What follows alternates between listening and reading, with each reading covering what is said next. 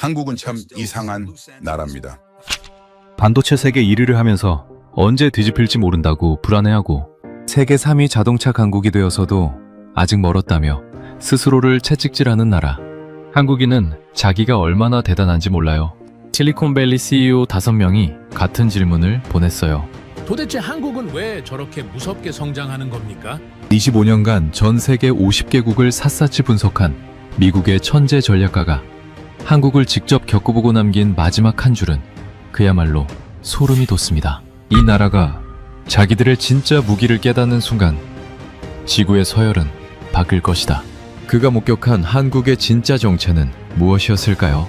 전 세계가 숨죽이고 지켜보는 한국의 무서운 진실, 지금 바로 공개합니다. 시작 전 구독과 좋아요 한번 눌러주시면 영상 제작에 큰 힘이 됩니다. 그럼 시작하겠습니다.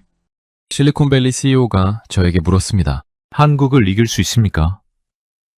저는 대답하지 못했어요. 반도체, 자동차, 배터리, 조선, 엔터테인먼트 5개 산업에서 동시에 세계 정상권을 위협하는 나라는 지구상에 한국밖에 없었거든요. 이길 수 있느냐는 질문에 답하려면 먼저 이 나라의 정체를 알아야 했습니다. 저는 제임스 카터라고 합니다. MIT에서 공학 석사를 받고 하버드에서 MBA를 마쳤어요. 맥킨지에서 12년을 일한 뒤 지금은 워싱턴 DC에서 글로벌 산업자문사를 운영하고 있습니다. 25년 동안 50개국이 넘는 나라의 산업 구조를 뜯어봤어요. 기업을 살리기도 했고 죽이기도 했습니다. 제 보고서 한 장에 수십억 달러가 움직인 적도 있어요. 그런 제가 한국이라는 나라 앞에서 처음으로 멈춰섰습니다. 2024년 가을이었어요. 제 사무실로 이례적인 의뢰가 들어왔습니다. 실리콘밸리 주요 테크 기업 CEO 5명이 공동으로 보낸 요청이었어요. 이 사람들이 한자리에서 같은 질문을 한다는 것 자체가 비정상적인 상황이었습니다. 경쟁사끼리 손을 잡을 만큼 급한 일이 생겼다는 뜻이거든요. 질문은 단 하나였습니다. 왜 한국 기업들만 반복적으로 우리를 위협하는 겁니까? 저는 그 질문을 받고 데이터부터 펼쳤습니다. 제가 하는 일이 원래 그래요. 감이 아니라 숫자로 판단하는 겁니다. 그런데 숫자를 펼쳐놓을수록 이상한 일이 벌어졌어요. 메모리 반도체 세계 시장 점유율 70% 이상이 한국입니다. 삼성전자와 SK하이닉스, 이 두 회사가 전 세계 메모리 반도체의 70%를 만들고 있어요. 스마트폰 시장에서 삼성은 애플과 1, 2위를 다투고 있고요. 현대자동차 그룹은 세계 3위 자동차 제조사가 됐습니다. 토요타, 폭스바겐 다음이 현대예요. 조선산업은 어떻습니까? 고부가 가치 선박수주 세계 1위, LNG 운반선 같은 기술 집약적 배는 한국이 아니면 만들 수 있는 나라가 사실상 없어요. 배터리 시장을 보겠습니다. 글로벌 톱3 배터리 기업 중에서 둘이 한국 회사입니다. 전기차 시대가 열리면서 배터리가 석유를 대체하는 전략 자원이 됐는데 그 시장의 핵심을 한국이 쥐고 있는 거예요. 엔터테인먼트는 더 극적입니다. 넷플릭스 역대 시청 1위가 한국 드라마 오징어 게임이고 BTS는 UN 총회에서 연설을 했어요. 할리우드가 100년 넘게 지배하던 시장에 한국이 들어가서 정상을 찍어버린 겁니다. 독일은 자동차가 강합니다. 일본은 정밀기계가 강해요. 중국은 제조업 규모로 밀어붙이죠. 각자 강한 분야가 있어요. 그런데 이렇게 전방위적으로 반도체도, 자동차도, 배터리도, 조선도, 엔터테인먼트도 동시에 세계 정상권을 위협하는 나라는 한국밖에 없었습니다. 이건 제 25년 경력에서 본 적 없는 패턴이에요. 경제학에는 산업 경쟁력을 설명하는 공식들이 있습니다. 자본 투입량, 노동력 규모, 기술 혁신 지수, 제도적 인프라. 이런 변수들을 넣으면 어떤 나라가 어떤 산업에서 몇 위까지 올라갈 수 있는지 대략 예측이 돼요. 독일, 일본, 중국은 이 공식 안에서 움직입니다. 예측 가능한 나라들이에요. 한국은 달랐어요. 어떤 공식에 넣어도 결과값이 예측치를 초과합니다. 인구 5천만 명. 국토 면적은 미국의 1%도 안 되고 천연자원은 사실상 없는 나라가 이 숫자를 만들어내고 있었어요. 여기서 하나 더 이상한 점이 있었습니다. 한국은 어떤 산업이든 시작이 늦어요. 반도체는 미국과 일본이 먼저 시작했습니다. 자동차는 독일이 100년 넘게 앞서 있었고요. 조선은 유럽이 수백 년간 지배하던 산업이에요. 엔터테인먼트는 할리우드가 태어나기도 전부터 세계 시장을 장악하고 있었습니다. 한국은 전부 뒤늦게 뛰어들었어요. 그런데 뛰어들기만 하면 끝까지 올라갑니다. 꼴찌로 출발해서 1등으로 끝나는 패턴이 한 분야가 아니라 5개 분야에서 동시에 반복되고 있었어요. 저는 CEO들에게 솔직하게 말했습니다. 지금 제가 가진 데이터만으로는 이 질문에 답할 수 없습니다. 숫자는 결과를 보여주지만 원인을 보여주지는 않거든요. 한국의 경쟁력이 단순히 값싼 노동력이나 정부 보조금에서 나오는 거라면 공식 안에서 설명이 됩니다. 그런데 그런 나라는 특정 산업 하나에서만 강해요. 5개 산업에서 동시에 올라오려면 그 아래에 뭔가 다른 게 깔려 있어야 합니다. 기업 전략이 아니라 그 나라 자체에 매장된 어떤 엔지니어. CEO 중 한 명이 물었어요. 그래서 어쩌자는 겁니까? 저는 이렇게 답했습니다. 직접 가서 보겠습니다. 숫자로 안 잡히는 건 현장에서 잡아야 하거든요. 회의실에 짧은 침묵이 흘렀습니다. 그리고 의뢰가 확정됐어요. 한국의 산업 경쟁력 원천 분석. 이것이 제가 받은 프로젝트의 공식 명칭이었습니다. 사무실로 돌아와서 한국행 항공편을 검색하기 전에 한 가지를 먼저 했어요. 제가 지금까지 분석했던 50개국의 보고서를 다시 꺼내봤습니다. 독일, 일본, 중국, 인도, 브라질, 이스라엘. 전부 제 공식 안에서 설명이 되는 나라들이었어요. 강점이 있으면 그 강점의 원인이 명확했습니다. 독일은 마이스터 시스템이 있고, 일본은 모노주쿠리 정신이 있고, 중국은 14억 인구의 규모의 경제가 있어요. 한국은 뭐가 있는 겁니까? 저는 그 답을 가지고 있지 않았습니다. 인천행 비행기표를 끊었습니다. 워싱턴에서 서울까지 14시간. 그 14시간 동안 저는 한 가지 생각만 했어요. 25년간 나라를 읽는 일을 해왔는데 처음으로 읽히지 않는 나라를 만났다는 것. 이건 위협이 아니라 수수께끼였습니다. 그리고 수수께끼를 푸는 것이 제 직업이에요. 비행기가 태평양 위를 날고 있었습니다. 인천공항에 내리는 순간부터 뭔가 달랐습니다. 저는 전 세계 공항을 수백 번 넘게 드나든 사람이에요. JFK, 히드로, 나리타, 샤르드골. 이름만 대면 아는 공항은 다 가봤습니다.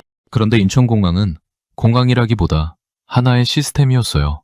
입국 심사부터 수화물 수치까지의 동선이 군더더기 없이 설계되어 있었고 공항 내부는 깨끗하다 못해 반들거렸습니다. 세계 공항 서비스 평가에서 수차례 1위를 차지한 곳이라는 건 나중에 알았어요. 그 순간에는 그냥 느낌으로 왔습니다. 이 나라는 첫인상부터 빈틈이 없구나. 서울로 들어오는 길에 창밖을 봤습니다. 고속도로 위로 차들이 질서정연하게 흘러가고 있었고 도심에 가까워질수록 고층 건물이 빼곡하게 올라서 있었어요. 지하철을 탔습니다. 승강장과 선로 사이에 유리문이 설치되어 있었어요. 스크린도어라고 하더군요. 뉴욕 지하철에는 이게 없습니다. 런던에도 없어요. 보스턴에도, 시카고에도 없습니다. 세계에서 가장 부유하다는 나라의 도시들에 없는 것이 서울에는 당연하게 달려 있었어요. 한 정거장을 이동하는 사이에 와이파이가 끊기지 않았고 노선도는 영어와 중국어까지 병기되어 있었습니다. 편의점은 지하철역마다 있었고 결제는 카드 하나로 전부 해결됐어요. 호텔에 짐을 풀고 저녁에 거리를 걸었습니다. 가장 먼저 눈에 들어온 건 속도였어요. 사람들이 빠릅니다. 걷는 것도 빠르고 말하는 것도 빠르고 식당에서 음식이 나오는 것도 빠릅니다. 뉴욕도 빠른 도시라고 하지만 서울의 빠름은 성격이 좀 달랐어요. 뉴욕은 각자 바쁜 거고 서울은 전체가 하나의 리듬으로 움직이는 느낌이었습니다. 밤 10시가 넘었는데 배달 오토바이가 골목마다 달리고 있었어요. 나중에 알았는데 이 나라에서는 새벽 2, 3시에 주문해도 아침에 물건이 도착한다고 합니다.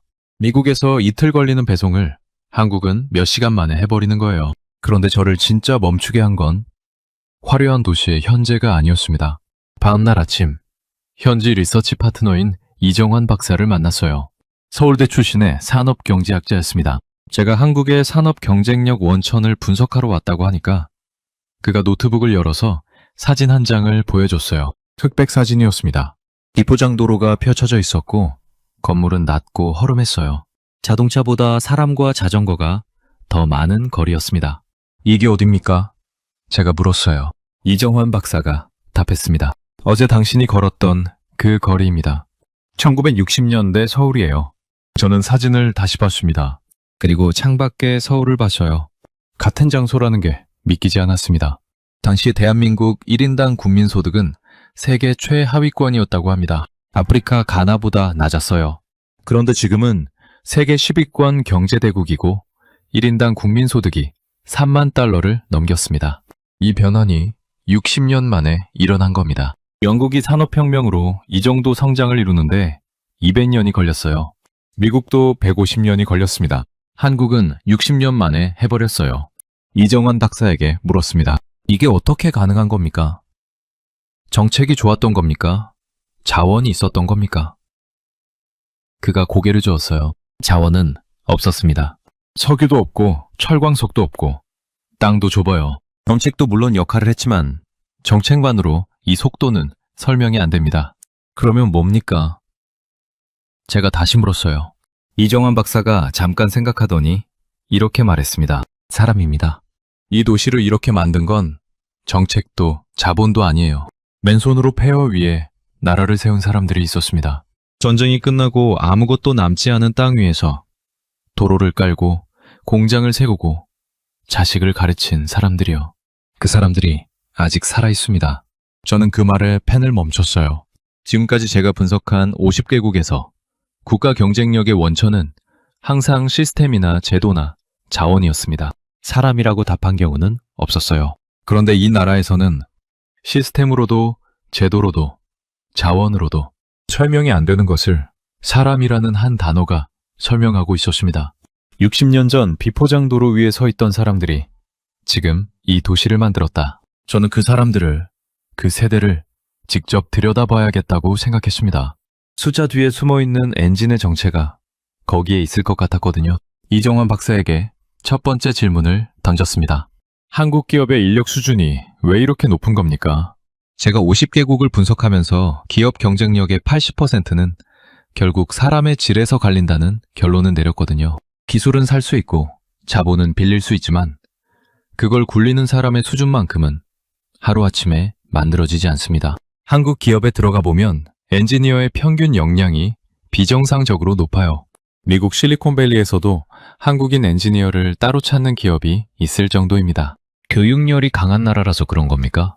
이정환 박사가 웃었어요. 교육열이 강한 나라는 많습니다. 인도도 강하고 중국도 강해요. 그런데 한국의 교육열은 성격이 다릅니다. 어제 오늘 생긴 게 아니거든요. 그가 노트북을 열어서 한국 역사 연표를 보여줬습니다. 저는 거기서 처음으로 과거제도라는 것을 알게 됐어요. 한국은 1000년 넘게 시험으로 인재를 뽑았습니다. 고려시대부터 조선시대까지 문과는 학문, 무과는 무예, 잡과는 의학이나 천문 같은 기술직, 세 갈래 시험이 열렸어요.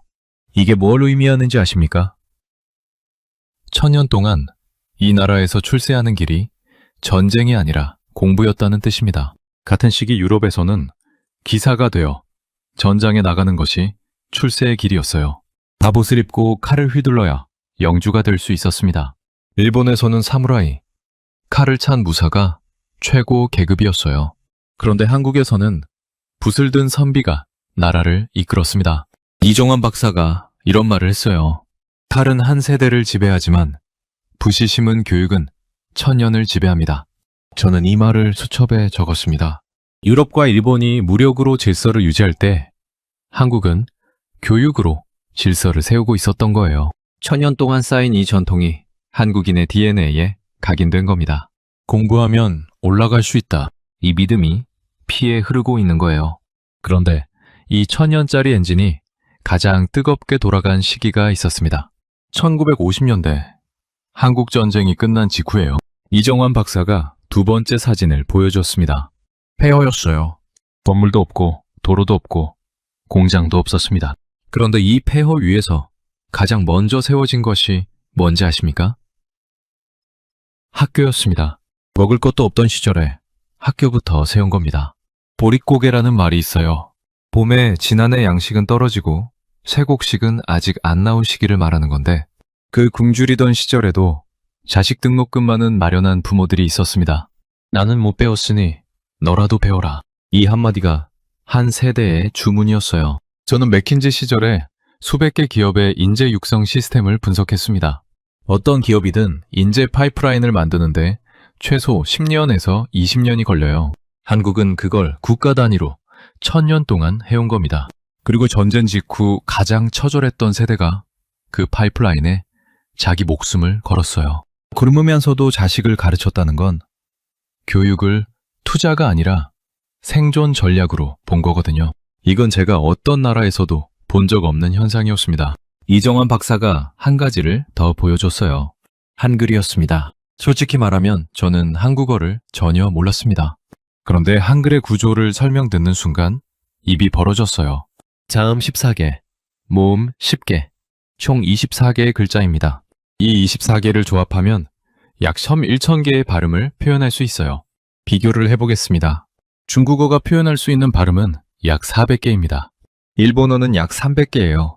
한글은 11,000개, 24개 글자로 11,000개의 소리를 만들어내는 문자 체계입니다. 이게 국가 경쟁력과 무슨 상관이 있느냐고요? 한국의 문맹률을 보면 답이 나옵니다.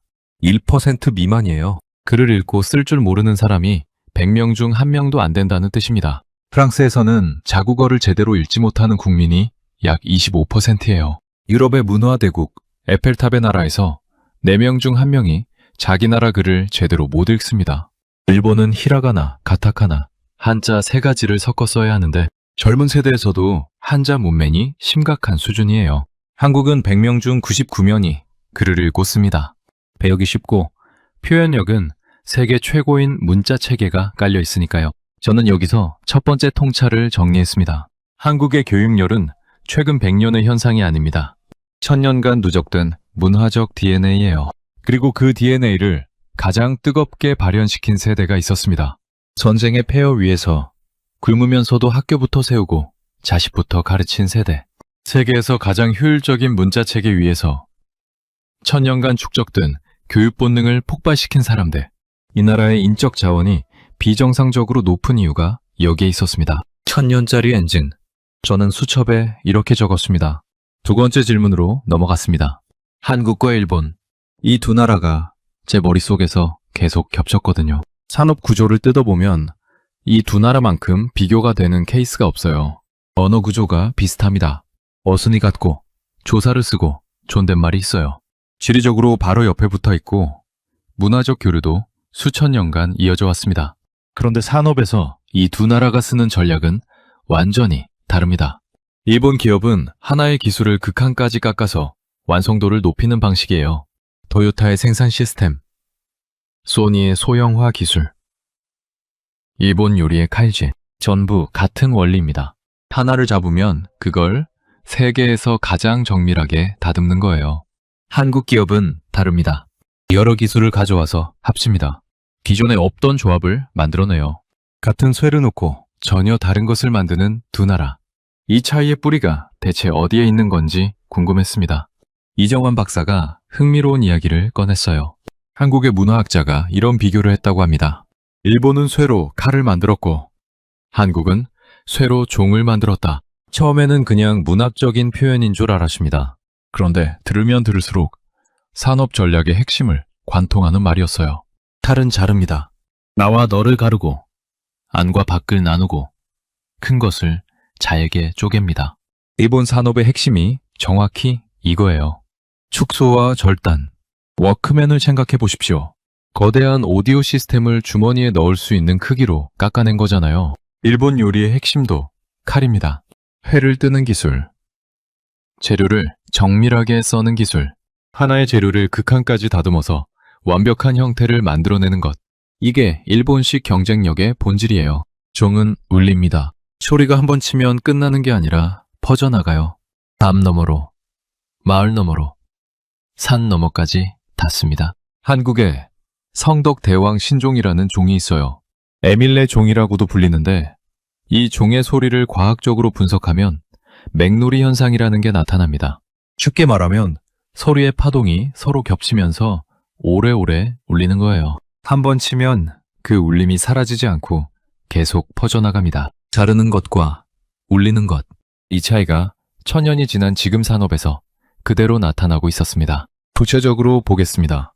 일본의 소니는 트랜지스터 라디오를 만들고 워크맨을 만들고 플레이스테이션을 만들었어요. 전부 하나의 기술을 극한까지 깎아서 완성한 제품들입니다. 각각의 제품은 세계 최고 수준이에요. 그런데 그 제품들이 서로 연결되지는 않았습니다. 라디오는 라디오이고 워크맨은 워크맨이고 게임기는 게임기예요. 칼로 잘라놓은 것처럼 각자의 영역에 머물러 있습니다. 한국의 삼성을 보십시오. 반도체를 만듭니다. 그 반도체를 자기네 스마트폰에 넣어요. 그 스마트폰에 자기네 디스플레이를 올립니다. 거기에 한국의 통신 인프라가 깔리고 그 위에서 한국의 콘텐츠가 돌아갑니다. 반도체와 디스플레이와 통신과 콘텐츠가 합쳐져서 하나의 생태계를 만들어낸 거예요. 하나를 깎은 게 아니라 여러 개를 합친 겁니다. 종소리가 퍼져나가듯이 하나의 기술이 다른 기술과 만나고 또 다른 산업과 만나서 계속 확장되는 구조예요. 현대자동차를 보면 더 명확합니다. 자동차 회사가 배터리를 만드는 회사와 손을 잡았어요. 거기에 소프트웨어를 합치고 로보틱스까지 집어넣고 있습니다. 자동차가 그냥 자동차로 끝나는 게 아니라 모빌리티 플랫폼이라는 완전히 새로운 카테고리를 만들어버린 거예요. 엔터테인먼트도 마찬가지입니다. 음악과 영상과 패션과 SNS를 합쳐서 K-팝이라는 세계 어디에도 없던 장르를 만들어냈어요. BTS가 음악만 하는 그룹입니까? 음악에, 영상에, 팬 커뮤니티에, 굿즈에 전부 합쳐진 하나의 산업이잖아요. 일본 기업이 하나의 칼날을 세계에서 가장 날카롭게 벼리는 동안 한국 기업은 여러 개의 종소리를 합쳐서 시장 자체를 새로 만들어버리고 있었습니다. 저는 여기서 두 번째 통찰을 얻었어요. 한국의 진짜 경쟁력은 개별 기술력에 있는 게 아닙니다. 서로 다른 것들을 합쳐서 기존에 없던 판을 짜는 능력 자체에 있었어요. 칼로는 이미 있는 것을 더 정밀하게 만들 수 있습니다. 하지만 종으로는 없던 것을 만들어낼 수 있어요. 실리콘밸리가 한국을 무서워하는 이유가 여기에 있었던 겁니다. 같은 판에서 싸우는 게 아니라 판 자체를 바꿔버리니까요. 세 번째 조사 대상은 소비자였습니다.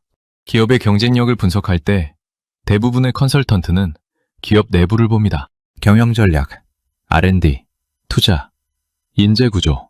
저도 25년간 그렇게 해왔어요. 그런데 한국에 와서 이상한 걸 발견했습니다. 글로벌 기업들이 신제품을 출시할 때 한국을 첫 번째 시장으로 찍고 있었어요.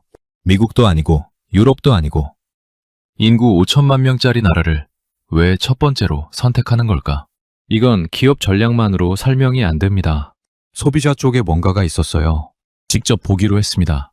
이정환 박사와 함께 서울 시내 여러 곳을 돌아다녔어요. 전자제품 매장, 화장품 가게, 재래시장, 온라인 쇼핑 리뷰. 제가 본 것을 정리하면 이렇습니다. 한국 소비자는 세 단계를 거칩니다. 첫째, 새로운 것이 나오면 세계에서 가장 빨리 써봅니다. 새 스마트폰이 출시되면 매장 앞에 밤새 줄을 서는 나라예요. 둘째, 좋으면 열광적으로 밀어줍니다. 입소문이 하루 만에 전국으로 퍼져요. 셋째, 나쁘면 살벌하게 깝니다. 여기까지는 다른 나라에도 비슷한 소비자가 있어요. 미국에도 얼리 어답터가 있고 일본에도 까다로운 소비자가 있습니다. 그런데 한국 소비자가 특별한 건 여기서부터였어요. 불만을 쏟아내고 끝나는 게 아닙니다. 자기들끼리 해결책을 찾아냅니다. 온라인 커뮤니티에 들어가 보니까 제품의 문제점을 분석하고 개선된 사용법을 만들어서 공유하고 어떤 경우에는 제조사보다 소비자가 먼저 해결책을 내놓고 있었어요. 이건 저도 처음 보는 현상이었습니다. 소비자가 기업의 R&D 부서를 대체하고 있는 나라. 제가 분석한 50개국 중에 이런 곳은 없었어요. 이 까다로움의 뿌리가 어디에 있는지 궁금했습니다. 이정환 박사와 함께 재래시장에 갔어요. 거기서 답을 받습니다.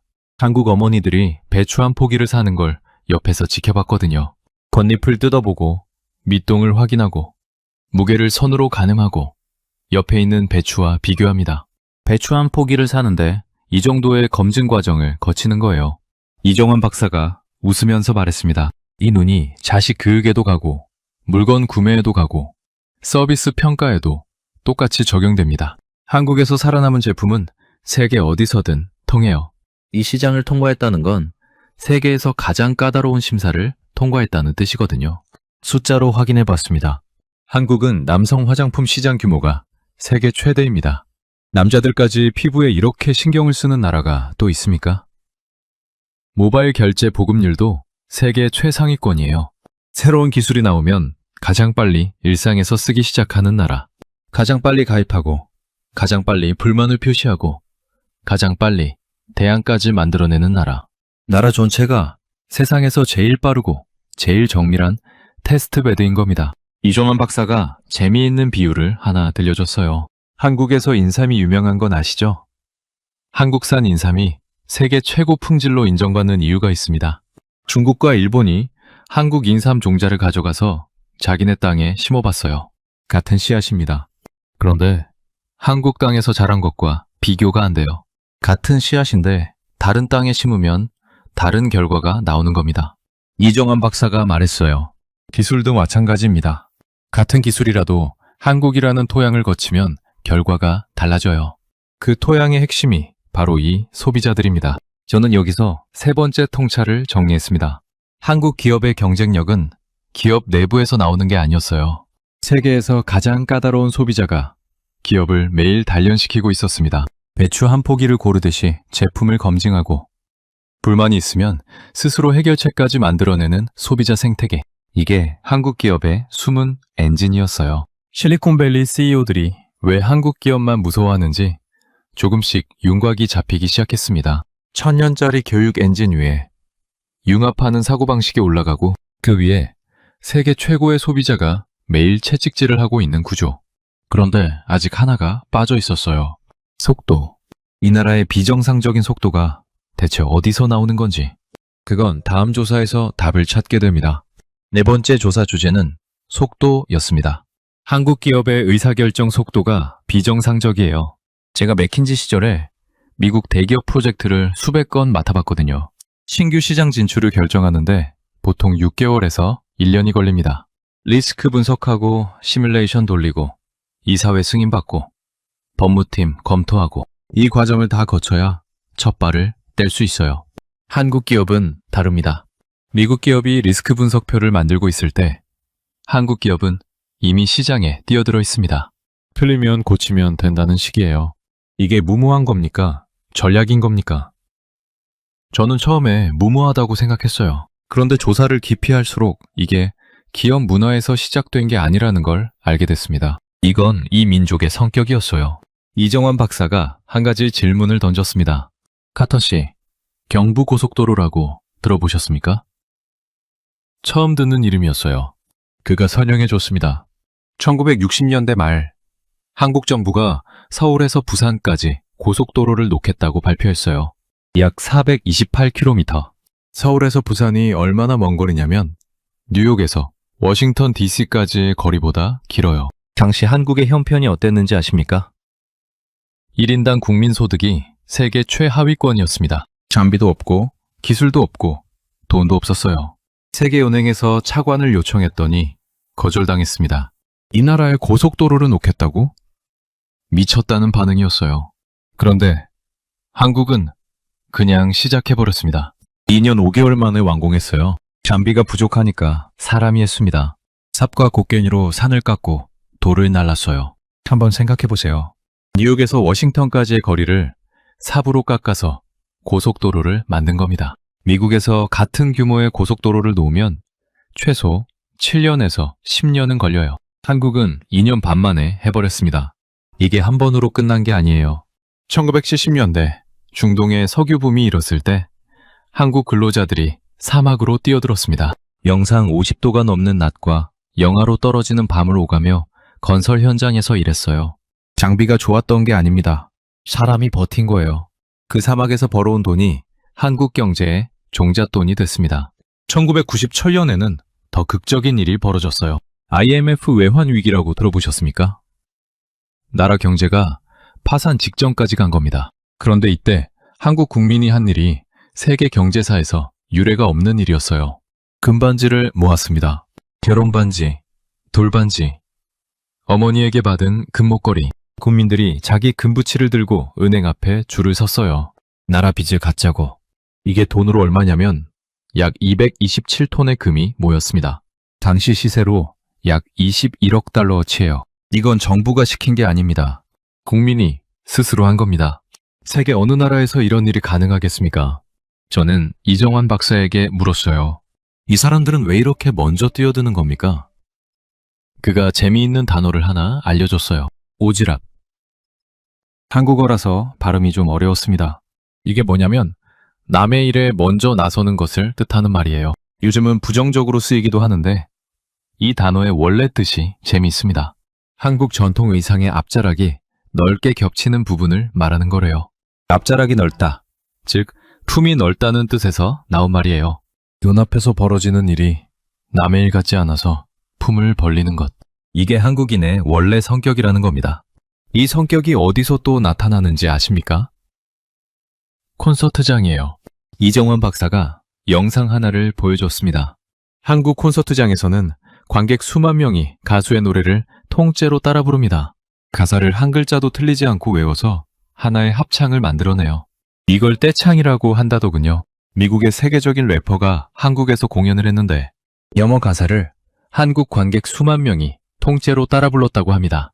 그 래퍼가 무대 위에서 멈춰서서 마이크를 내렸대요. 이런 일은 미국에서도 유럽에서도 없었다고. 한국인은 듣기만 하는 걸 못 참는 겁니다. 같이 해야 해요.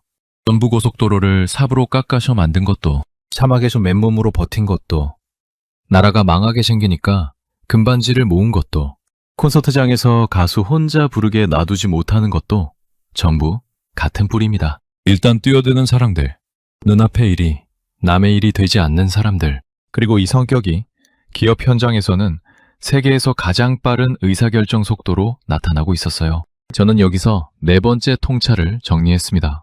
한국의 속도는 시스템에서 나오는 게 아닙니다. 사람에서 나와요.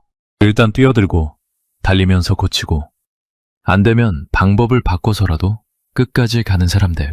그리고 이 사람들의 원형이 있었습니다.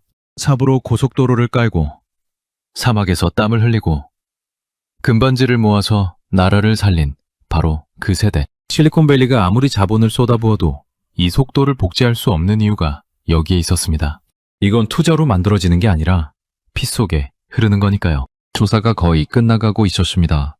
1000년짜리 교육 엔진, 융합하는 사고방식, 세계 최고의 소비자 생태계, 피 속에 흐르는 실행력. 4가지 통찰이 수첩에 정리돼 있었어요. 이 정도면 보고서를 쓸 수 있었습니다. 그런데 한국을 떠나기 전에 이상한 점을 하나 발견했어요. 이 나라에 치명적인 약점이 있었습니다. 밖에서는 안 보이는데 안에 들어와 보니까 바로 보이는 것이었어요. 한국인은 자기가 얼마나 대단한지 모릅니다. 조사 기간 동안 한국 기업인들을 여러 명 만났어요. 현대자동차 관계자에게 세계 3위 자동차 제조사가 됐는데 어떻게 생각하십니까? 하고 물었습니다. 돌아온 답이 뭔지 아십니까? 아직 독일에 못 미칩니다. 반도체 업계 관계자에게도 물었어요. 메모리 반도체 세계 점유율 70%가 넘는데요. 그 사람이 이렇게 답했습니다. 언제 뒤집힐지 모릅니다. 세계 1위를 하고 있으면서 불안해하는 사람들이에요. 미국 기업이 시장 점유율 30%만 잡아도 파티를 여는데 한국 기업은 70%를 잡아놓고도 잠을 못 자고 있었습니다. 이건 기업만의 문제가 아니었어요. 이정환 박사에게 물었습니다. 한국 사람들은 왜 이렇게 자기를 낮추는 겁니까? 그가 한참을 생각하더니 이런 이야기를 해줬어요. 한국 유학생들이 미국 대학에서 A를 받습니다. 4년 과정을 2, 3년 만에 끝내버려요. 그런데 이 학생들의 얼굴에 만족감이 없어요. 아직 부족합니다. 라고 합니다. 미국 학생이 B를 받으면 충분히 잘하고 있다고 생각하거든요. 한국 학생은 A를 받고도 부족하다고 느껴요. 이게 개인의 성격이 아닙니다. 사회 전체의 성격이에요. 저는 더 깊이 파고들었습니다. 한국인에게 자국 역사에 대해 물으면 돌아오는 답이 거의 비슷했어요. 우리는 늘 침략당한 나라입니다. 이 말을 여러 사람에게서 들었어요. 그런데 실제 역사 기록을 찾아보니까 사실이 좀 달랐습니다. 한국의 왕조 역사를 보면 신라가 약 1000년, 고려가 474년, 조선이 518년이에요. 하나의 왕조가 수백 년씩 이어졌다는 건 그만큼 안정적이고 평화로운 시기가 길었다는 뜻이거든요. 영국의 왕조는 평균 100년에서 200년이에요. 프랑스는 혁명으로 왕조가 뒤집어진 나라고요. 한국의 왕조 지속 기간은 세계적으로 봐도 이례적으로 긴 겁니다. 더 흥미로운 게 있었어요. 한국의 성씨 이야기입니다. 이정환 박사가 이런 질문을 했어요. 카터 씨, 한국에서 가장 흔한 성씨, 세계가 전체 인구의 몇 %인지 아십니까? 모르겠다고 했더니 답이 45%래요. 김, 이, 박. 이 세 글자가 전체 인구의 거의 절반이라는 겁니다.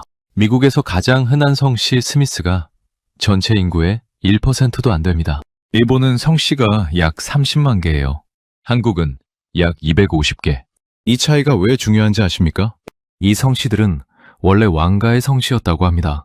김 씨는 신라 왕가, 이 씨는 조선 왕가, 박 씨도 신라 왕가. 왕가의 성씨가 이렇게 많은 국민에게 퍼져 있다는 건 뭘 뜻하냐면 왕조가 바뀔 때 전 왕가를 학살하지 않았다는 뜻이에요. 유럽에서 왕조가 바뀌면 뭐가 벌어졌습니까? 피해의 숙청이 이어졌습니다. 프랑스 혁명 때 왕족이 단두대에서 목이 잘렸잖아요. 한국은 달랐습니다. 건국한 나라의 사람들을 쓸어버리지 않았어요. 성씨가 적다는 건 부끄러운 게 아닙니다. 평화로운 역사의 증거인 거예요.